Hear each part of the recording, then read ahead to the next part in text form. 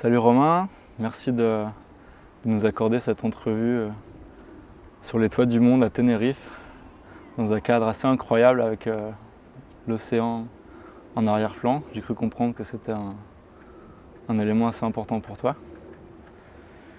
Je voulais commencer direct et rentrer dans le vif du sujet, mais finalement j'aimerais bien que tu nous présentes un petit peu ton parcours, que tu nous dises un petit peu qui tu es si tu veux bien.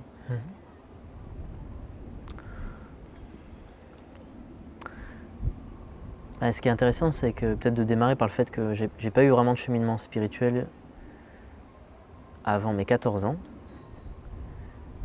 Mais à ce moment-là, c'est déclenché très très fort.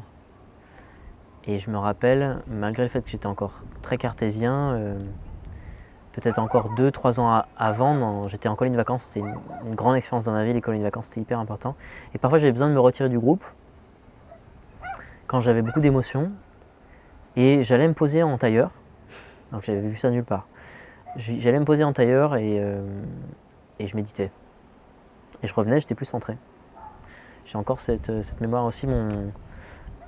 Mon padré me parle souvent d'une photo de moi au bord de la piscine quand j'étais vraiment bébé. Bébé, enfant quoi, 2-3 ans. Et je suis posé comme ça dans la bouée. Et j'étais vraiment, a priori, comme un Bouddha quoi. Il me disait, tous les enfants, ils s'agitaient, etc. Moi j'étais là avec mes lunettes de soleil, il me disait, on aurait dit un pacha quoi, un Bouddha. Ultra paisible, avec vraiment les bras relâchés quoi, tranquille. Je pense que j'ai toujours eu un petit peu ça. Est-ce que c'est de vie antérieure ou est-ce que c'est d'autres choses, j'en sais rien. Et à 14 ans, j'ai vraiment entamé un grand chemin vers la spiritualité. C'est hyper important pour moi. J'ai lu beaucoup de livres, depuis Mathieu Ricard, l'art de méditer, jusqu'au maître yogi, l'autobiographie d'un yogi et les grands maîtres spirituels indiens. Et ensuite, ma spiritualité qui était encore très mentale, ou en tout cas des bribes que je pratiquais par moi-même. Ensuite, j'ai rencontré la pratique réelle, avec enseignement. Et ça, c'était plus vers mes 18 ans. Et j'ai entamé un long chemin où je suis allé en Inde dès cet âge-là, à peu près vers 19 ans. 19-20 ans, je suis allé en Inde, premier voyage. Et puis je suis devenu professeur de méditation très jeune dans ma vie. Je devais avoir 23 ans, un truc comme ça. J'étais un des plus jeunes professeurs de méditation en France. Voilà, et puis aujourd'hui je suis dans le coaching et j'injecte beaucoup de spiritualité, de recentrage dans cette approche-là. Il y a un truc qui m'intéresse dans ce que tu as dit. Tu dis qu'à 14 ans, tu as démarré ton chemin spirituel. Tu as eu un élément déclencheur à ce moment-là? Est-ce qu'il y a vraiment une bascule qui a eu lieu ou ça s'est fait de manière progressive? Non, il y a eu une bascule, une grosse bascule. Ça a été une expérience qui m'a fait comprendre qu'il y avait autre chose que le monde matériel tel que moi je le concevais, en tout cas avec mon côté très cartésien, je crois que ce que je vois. Et là, j'étais en colonie de vacances, j'avais 14 ans, et il y a beaucoup de conversations autour du monde spirituel, des esprits, etc. Et moi j'ai dit, ok, ça me fascine le sujet, parce que j'ai toujours eu, voilà, je pense que notre génération, on a été bercé par beaucoup de dessins animés de super-héros, etc. Et j'étais fasciné par l'au-delà de l'humain. Et là, d'un seul coup, j'entends des gens qui me disent, non, mais ça existe vraiment, qui me racontent plein d'expériences là-dessus. C'est la première fois que j'entendais ça. Et je leur dis, non, mais moi, je veux voir alors. Et donc, ils m'ont fait faire une séance de type spiritisme, on va dire, qui d'ailleurs portera des résultats plutôt négatifs par la suite. Mais sur le moment, d'un seul coup, je me suis dit, enfin, j'étais estomaqué, quoi. J'ai vu des choses devant mes yeux, dans la matière, qui me paraissaient surnaturelles, on va dire. C'est ça qui a ouvert la porte à ensuite beaucoup de brouhaha mental sur le spiritisme. Beaucoup de brouhaha mental sur le spiritisme, c'est-à-dire chercher les esprits, tout ça, alors qu'en fait, c'est pas ma vraie quête profonde. Et plus tard, 2 ans après, de rencontrer vraiment une guérisseuse qui m'a permis pas mal de me recentrer, qui m'a dirigé vers l'alchimiste. Et ensuite, il y a eu, il y a eu Mathieu Ricard, il y a eu beaucoup de livres comme ça, vraiment très riches, qui m'ont ramené une spiritualité peut-être plus simple, plus ancrée, et plus en voie vers la paix intérieure, toute l'agitation mentale et les super pouvoirs et les super capacités de la conscience, ou les esprits, le monde subtil, d'un seul coup de ramener dans l'ici et maintenant, on va dire. Voilà. Ok, du coup, comment tu définirais, qu'est-ce que c'est pour toi la paix intérieure? Tu me parlais de ta position de Bouddha dans la bouée, tu me parles de revenir dans l'ici et maintenant, sortir du brouhaha mental.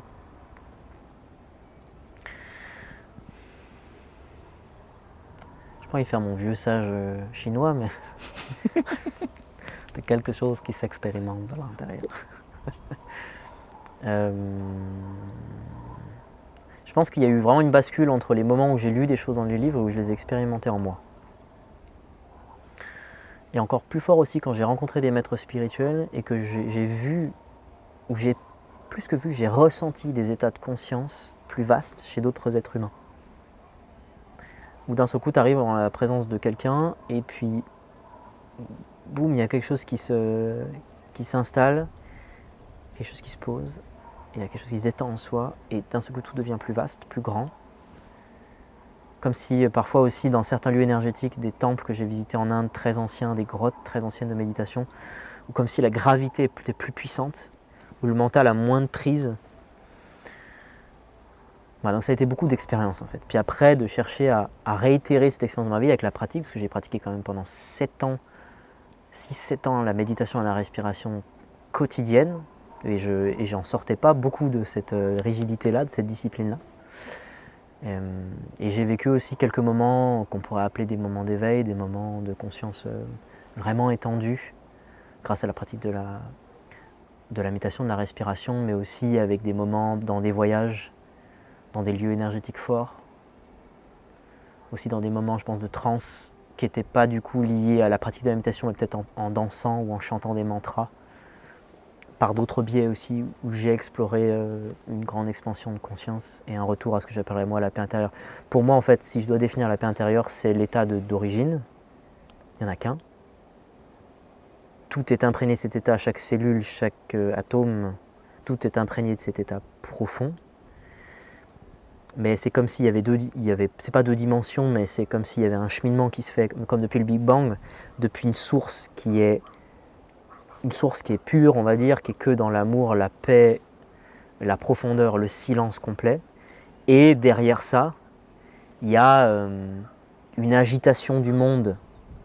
Et on peut revenir de l'agitation du monde jusqu'à cette paix intérieure en un claquement de doigts. Il n'y a pas forcément d'ailleurs besoin d'une pratique, mais il y a une sorte de maturation de l'âme qui nous amène à revenir à cette paix intérieure, qui est notre état originel. Donc pour toi, c'est un espace interne que tu peux toucher autant dans la méditation, là où tu parlais d'expansion de conscience, qu'après tu me parlais aussi dans la danse, donc autant dans le mouvement aussi. Donc c'est pas forcément lié à ce qui se passe à l'extérieur. Est-ce que tu pourrais préciser comment tu sais, comment tu identifies quand tu es en paix? Ou à quoi tu l'opposerais par exemple, peut-être? Tu peux prendre ce chemin. Comment tu identifies si tu es en paix? En fait, je reviens sur ce point fondamental qui est que je suis toujours en paix. Tu es toujours en paix. Toi qui m'écoutes es toujours en paix. Mais en effet, on va expérimenter des grands états d'agitation qui nous font perdre complètement contact avec ça. En tout cas, c'est mon expérience.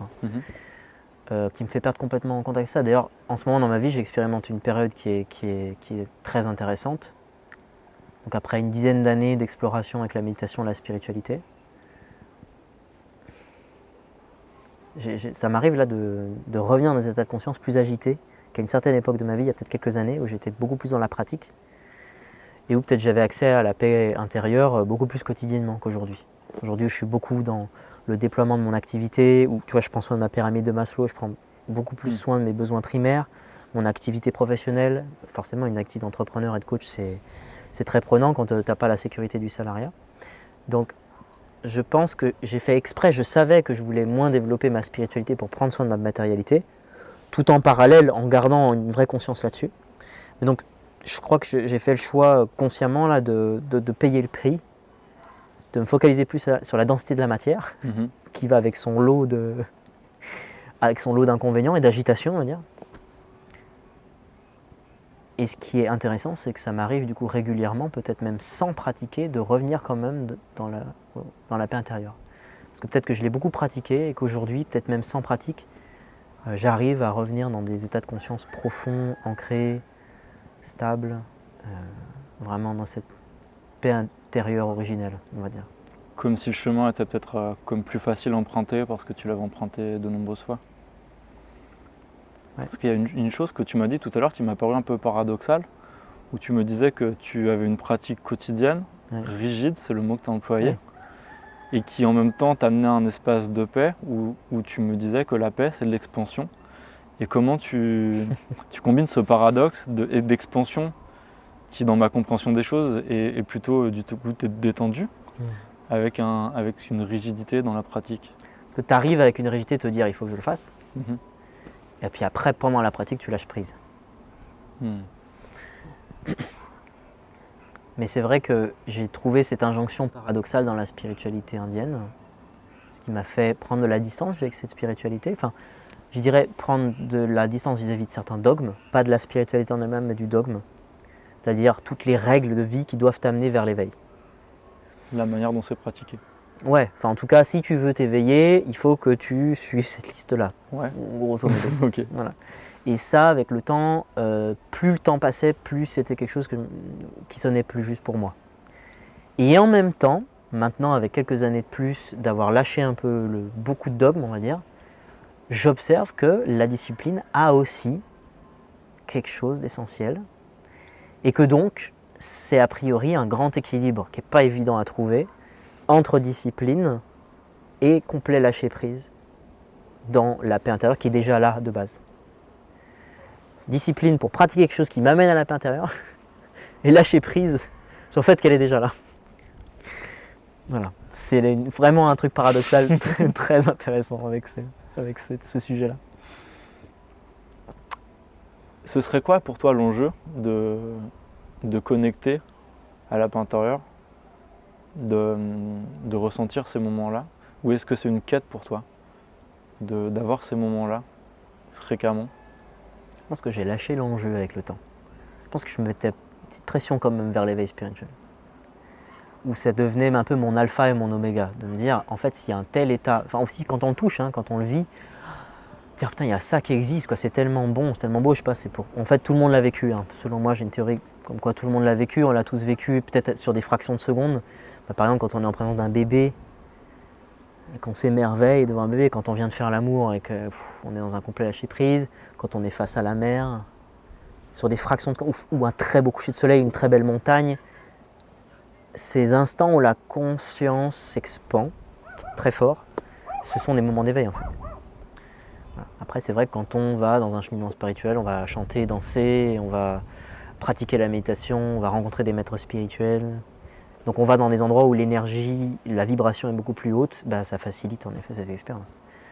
Je ne sais plus du tout quelle était ta question d'ailleurs, je suis parti. Quel est l'enjeu est-ce que tu cultives ça et quel est l'enjeu de cultiver ces moments-là? Exact. Donc je pense que j'ai, en effet, voilà, si j'étais parti là-dessus, je pense que j'ai lâché une part, en tout cas, de l'enjeu que j'ai vu en fréquentant le milieu spirituel. Me dire, ah ouais, il y a ce potentiel-là, on peut atteindre le samadhi, on peut atteindre des grands états de conscience, on peut atteindre l'éveil, si on pratique ça, ça et ça. J'ai lâché prise là-dessus. Et c'est vrai que j'ai pas l'impression que la spiritualité m'a lâché. Au contraire, j'ai l'impression de la vivre autrement aujourd'hui.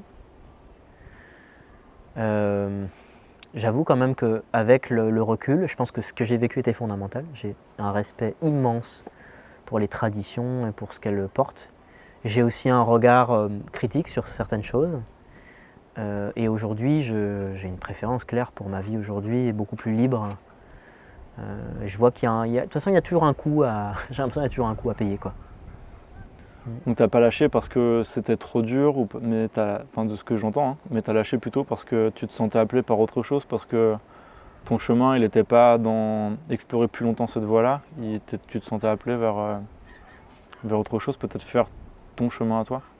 Je sentais qu'il y avait mon chemin à moi. Je sentais qu'en fait, moi-même, j'avais des enseignements à partager. Chose qu'aujourd'hui, je peux vraiment explorer avec beaucoup de liberté. Et je sens dans les expériences que je propose, parce que je propose aussi des retraites spirituelles pour entrepreneurs, où j'ai fait le pont entre les deux mondes, business, entrepreneuriat, indépendance, et la spiritualité. Et où je sais que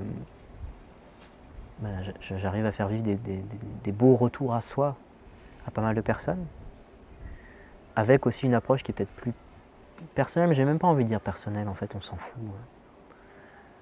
Je n'ai pas envie de dire qu'on s'en fout des grands enseignements, des grandes techniques, des grandes méthodes, mais je pense qu'en effet, à partir du moment où tu as touché quelque chose, et que tu as une nature d'enseignant, ou en tout cas tu sais comment transmettre les choses aux autres, tu peux la faire vivre aux autres.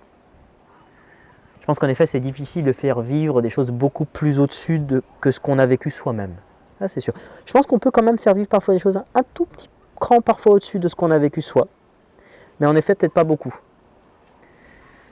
Et moi, j'ai toujours dit, hein, dans les moments où j'enseignais, où je proposais de la méditation, que c'était jamais de la pratique comme les maîtres le font, mais vraiment les bases de la méditation. J'ai toujours posé le cas de dire, voilà, moi, j'ai expérimenté les bases de la méditation, je vous transmets quelques bases, et vous allez ensuite pratiquer. Si vous avez envie d'approfondir, il faut aller plus loin dans une pratique, aller rencontrer des personnes qui sont peut-être à un niveau plus avancé sur ce cheminement-là. Donc là, ta posture aujourd'hui, tu te verrais plus comment pour ouvrir les chemins, pour mettre des gens un peu, pour amener cette conscience de soi et ces ouvertures, plutôt que pour approfondir vraiment. Je dirais qu'à certains espaces, les personnes arrivent aussi à approfondir quelque chose. Mais qu'en effet, c'est pas ma mission première en ce moment. Parce qu'il y a pas mal de gens qui m'ont dit qu'en effet, c'était de faire se rencontrer les gens, de les ramener dans un espace de conscience et de les faire se rencontrer de cœur à cœur. Parce que il peut y avoir aussi une certaine froideur de la conscience. Enfin, on peut se décentrer légèrement de l'axe où c'est pur amour, pure paix, pure sérénité. On peut se désaxer de ça et d'aller plus vers juste, je suis dans ma pratique, je me coupe de l'humanité, je suis dans la paix intérieure. Mais ça peut devenir un peu sec, sécos même. Moi qui ai rencontré des sadhus à l'autre bout de la planète, putain, des fois les blessures qu'on rencontre, Est-ce qu'il n'y a pas une part de refus de la réalité? Refus de la réalité. Et puis surtout, en fait, des gens qui se coupent même de leur famille, de leur... Là, c'est plus juste refus de la réalité, c'est refus de l'humain, c'est misanthropie. Ça vient d'un espace blessé. C'est pour ça que d'un seul coup, je me suis dit, c'est marrant, c'est un truc que je disais avec des amis, je leur disais tout le temps à l'époque, ouais, spiritualité en gros plus important que thérapie. Et puis, avec le temps, je me suis rendu compte, en fait, dans l'ordre des choses, c'est d'abord je travaille sur mes ombres et ensuite je travaille sur ma lumière. Donc je vais explorer les espaces blessés en moi.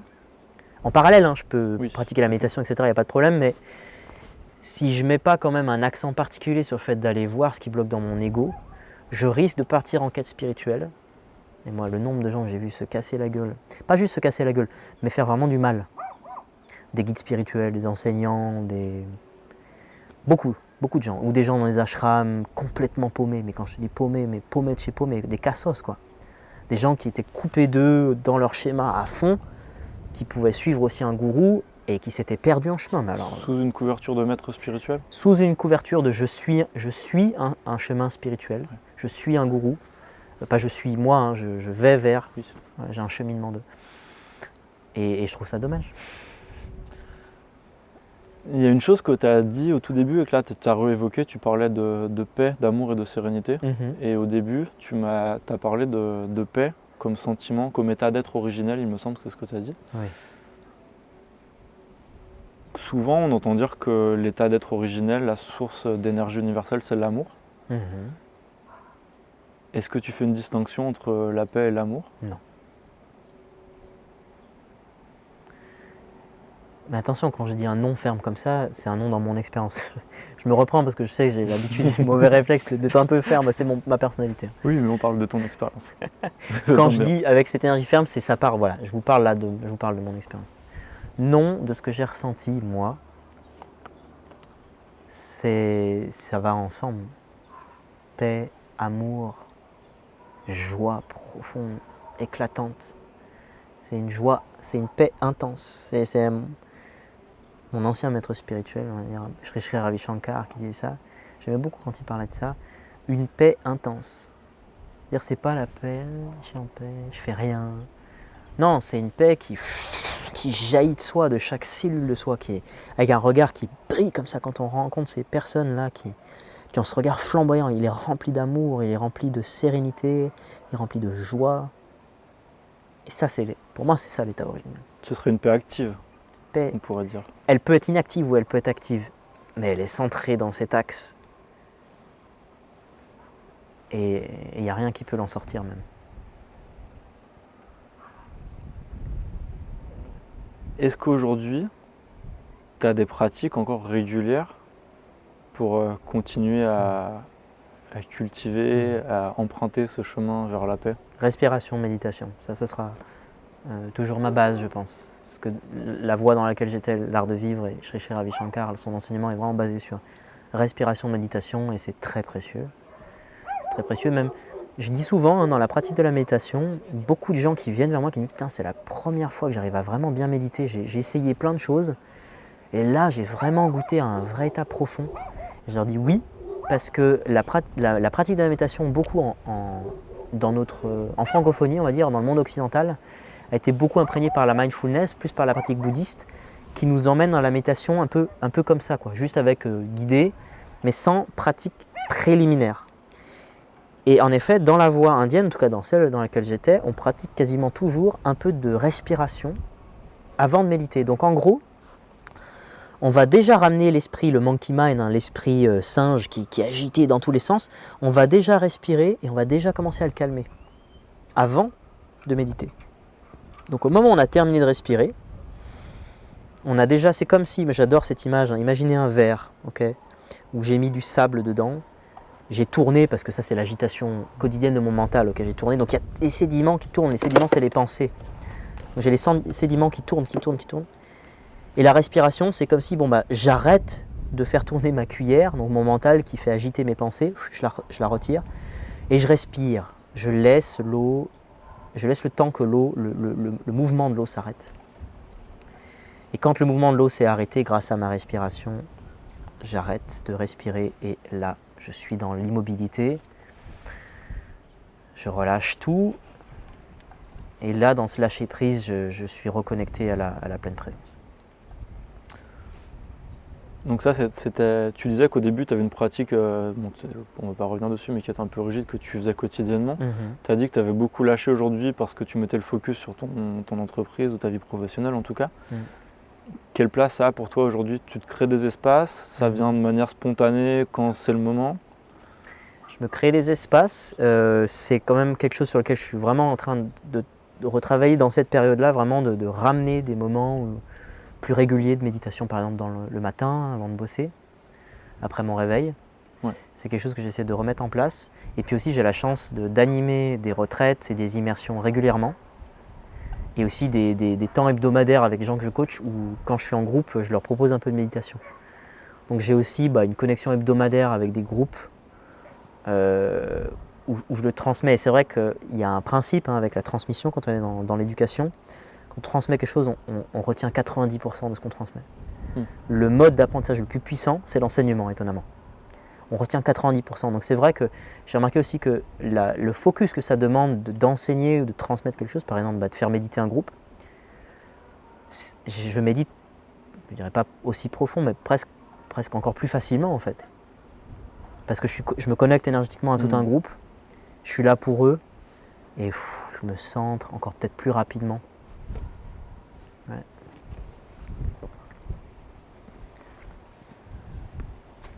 Est-ce que tu as envie de nous partager une prise de conscience que tu as eue ou un événement qu'il y a eu dans ta vie qui t'a fait connecter à un autre niveau de paix intérieure? Ouais, je peux partager un des premiers qui a été mon initiation avec l'art de vivre, la première pratique de la respiration intense, un peu accélérée avec la pratique du Sudarshan Kriya. Et donc j'étais à Sagnol dans un lieu de stage dans lequel toi et moi d'ailleurs on a vécu pas mal de beaux stages là-bas, de belles retraites. Et je me rappelle sur ce parquet en bois, là, dans cette magnifique salle, c'était l'été, j'ai pratiqué cette respiration extrêmement intense, tellement intense, parfois quand on suroxygène le corps, il se paralyse. Donc j'étais paralysé, puis je sentais des boules d'énergie dans mon corps, mais c'était énorme, une quantité d'énergie, je sentais une gravité, c'était fou quoi. C'était fou, puis la tétanie a commencé à se lâcher, l'énergie a commencé à circuler dans tout le corps, et là j'ai commencé à rire, il y avait il y avait un état d'être, mes cellules elles étaient chargées d'énergie et d'amour quoi. Et puis donc on avait un temps d'intégration après ça qui était très fort, donc je me revois marcher dans le...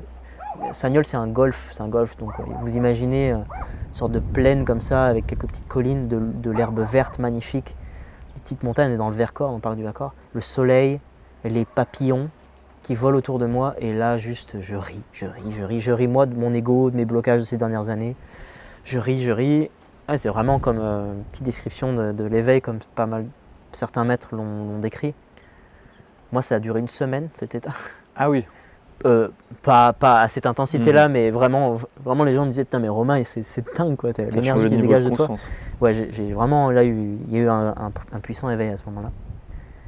Et ouais, je pense qu'il y a plusieurs choses qui se passent à ce moment-là. Déjà, il y a une sorte de grosse prise de distance de l'ego quand on revient à la source comme ça. L'ego c'est quand même des couches, je pense, pas mal superficielles par rapport à l'âme. Et donc là, ouais, je rigolais quoi, je rigolais de mes schémas, de mes trucs quoi. Oh là là, mais c'était bon, c'était un rire libérateur, c'était waouh. Et après j'avais un amour pour les gens quoi, ça perçait au travers de mes yeux quoi. Ouais. Et puis j'en ai vécu jamais aussi fort que cette première fois, mais parfois très fort. Et j'en partage juste une deuxième. Une deuxième, c'était, je venais de lire un écrit qui est extrêmement puissant, qui est le Yoga Vasishta. Certaines personnes pensent que ça a inspiré le film Matrix. Yoga Vasishta, on dit que c'est une sagesse qui est transmise de roi en roi depuis des millénaires. C'est l'histoire qui vient avant la Bhagavad Gita, qui est une des plus grandes histoires de sagesse hindoue, avec Krishna, le fameux Krishna. Eh bien avant encore, il y aurait eu l'histoire du Yoga Vasishta avec Rama, qui était une incarnation du dieu Vishnu, comme Krishna était déjà une incarnation du dieu Vishnu, et Rama aurait été une incarnation préliminaire, enfin avant Krishna. Enfin bref, c'est toute une histoire sur un maître qui éveille son disciple en lui racontant des histoires d'être éveillé. Et on dit que si tu étudies ce livre, tu vas t'éveiller. Okay. Et moi je l'ai lu 4 fois. Voilà. C'est vrai que j'ai l'impression d'avoir éveillé des pans de ma conscience et c'est spécial, hein, je vous préviens, la lecture c'est très spécial. Il y a une version française d'ailleurs qui s'appelle Le monde est dans l'âme. Une version française du Yoga Vasishta, Le monde est dans l'âme. Je vous recommande, c'est un tout petit truc et qui lâche des perles du Yoga Vasishta. Et donc, j'étais en train de faire ma trottinette. C'est la très courte période où j'ai bossé un petit peu en mode salarié, à peine. Enfin, j'étais en périscolaire à Lyon. Et donc, j'étais avec ma trottinette pour aller du métro jusqu'au boulot. Et j'avais lu ça ce matin. Et là, j'étais dans un espace de paix, quoi. Total. J'étais sur ma trottinette, mais mon âme, elle était libre, quoi. Et pareil, j'ai ri. Je me rappelle, j'ai ri encore à des schémas que je voyais chez moi. Puis j'ai une sensation de liberté totale, comme ça. Donc j'ai eu comme ça plusieurs petits moments aussi en pleine danse dans une retraite spirituelle à Ostavi, où on faisait le bilan de l'année, il y avait une musique, on vivait des choses de notre année, et là, il y a tous les gens qui dansent autour de moi, moi je suis immobile, et à l'intérieur de moi, mais il y a quelque chose de stable, de beau, j'ai plus besoin de bouger, j'ai plus besoin de danser, je vois tout bouger autour de moi, mais moi je suis dans l'axe. Comme cette fameuse notion de la source, là, tout le monde, le mental, l'esprit, l'agitation autour, et la source qui reste immuable. Et j'ai vécu ça aussi. C'est très puissant. Est-ce que tu aurais des clés à nous partager pour revenir là, justement? D'aller dans des espaces où on pratique ça. Je pense que c'est une toute première chose, qui est simple. Hein. Ouais. Après, quand on va, c'est puissant, un stage dans lequel l'intention est de revenir à cet espace de paix intérieure. Quand l'intention elle est là-dessus, tu vas vivre quelque chose, c'est sûr. Où que tu en sois dans ton cheminement, tu vas vivre quelque chose. Donc déjà, c'est de faire cette simple action, d'aller dans des espaces où on cultive ça, là où vous êtes, appelez-vous. Après, je pense que c'est d'apprendre certaines bases pour pratiquer soi.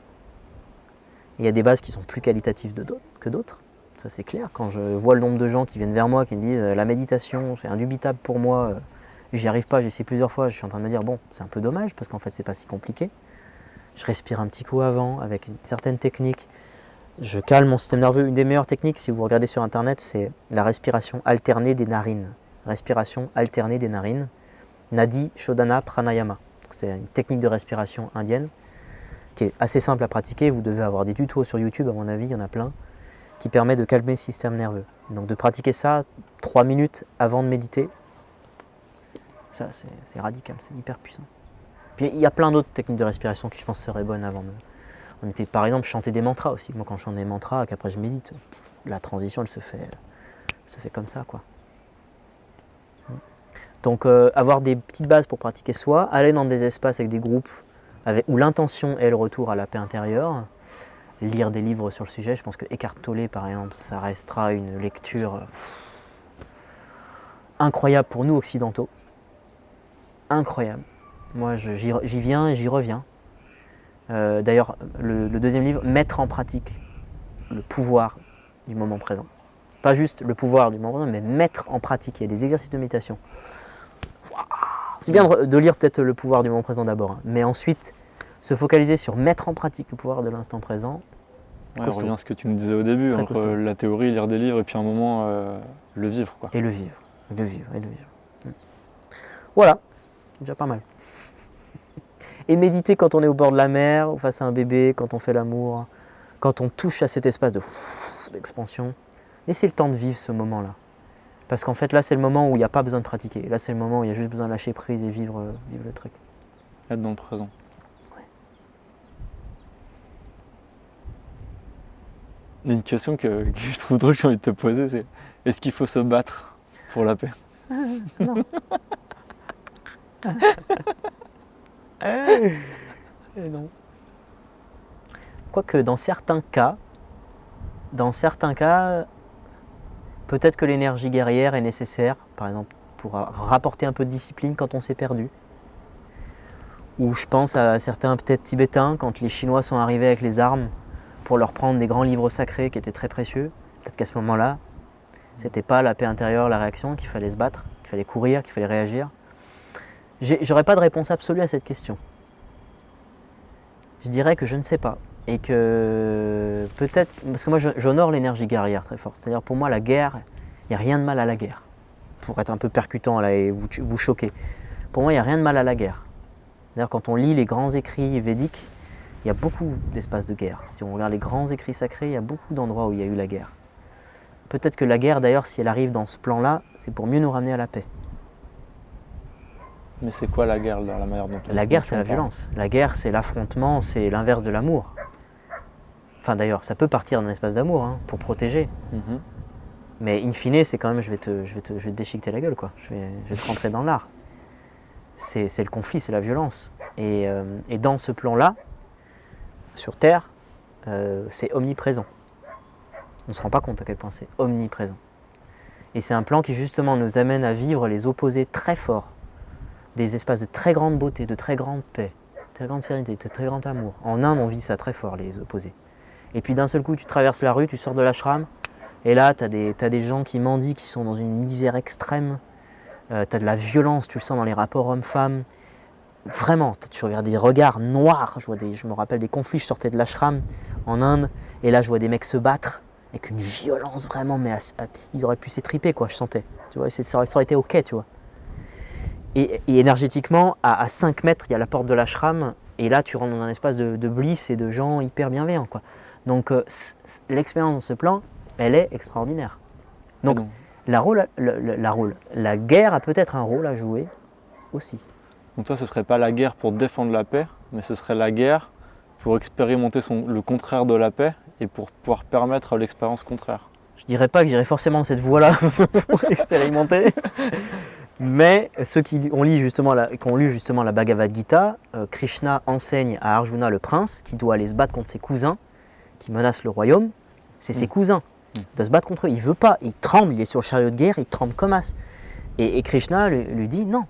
Ton devoir dans cette vie-là, dans ce plan-là, tu es un prince. Ton rang, c'est d'être un guerrier. Ton rôle, c'est de te battre et d'aller tuer tes cousins maintenant.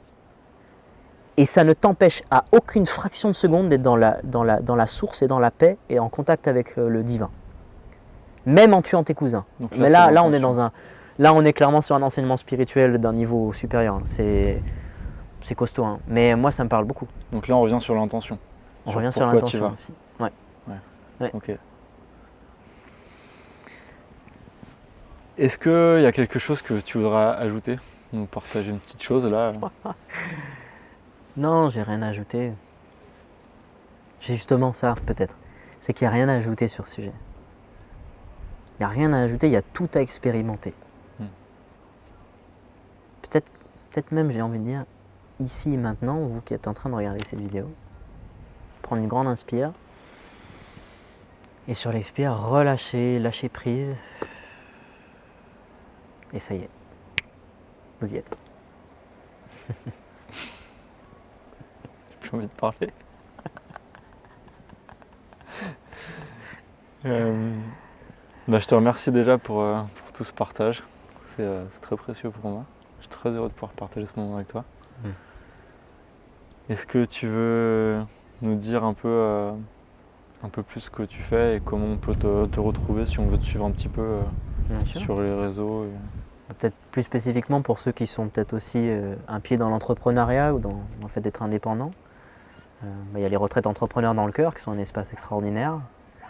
On est entre 20 et une quarantaine d'entrepreneurs et de leaders qui sont vraiment avancés sur le chemin à la fois spirituel et dans le business, qui ont vraiment osé créer quelque chose de grand avec leur cœur. Que tu organises toi? Que j'organise moi et je fais venir donc des intervenants extérieurs vraiment inspirants. Je fais venir aussi des chamans et on pratique 2 fois par jour la méditation avec moi. C'est vraiment un espace où on peut à la fois retourner à soi, je dirais que 70% en retraite spirituelle et 30% en mastermind, un stage business quoi, où on développe son activité de cœur. Ça c'est un chouette espace pour ceux d'entre vous qui sont indépendants. Et puis sinon, n'hésitez pas à me suivre sur les réseaux sociaux. Si là vous me regardez depuis YouTube, il y a ma chaîne YouTube Romain Clamaron. Il y a aussi pas mal de vidéos sur la paix intérieure qui datent d'il y a quelques années, mais qui sont encore très intéressantes. Voilà, en tout cas moi je suis présent un peu partout. Vous avez mon nom Romain Clamaron, sur tous les réseaux sociaux vous me trouverez, vraiment tous, à part Twitter. Mais je suis partout. Je mettrai les liens de toute façon. Ouais, yes, vous aurez les liens juste en dessous. Mais voilà, c'est tout. Top. Merci beaucoup. Merci à toi frérot, merci Simon. Merci Romain. Merci à vous pour l'écoute.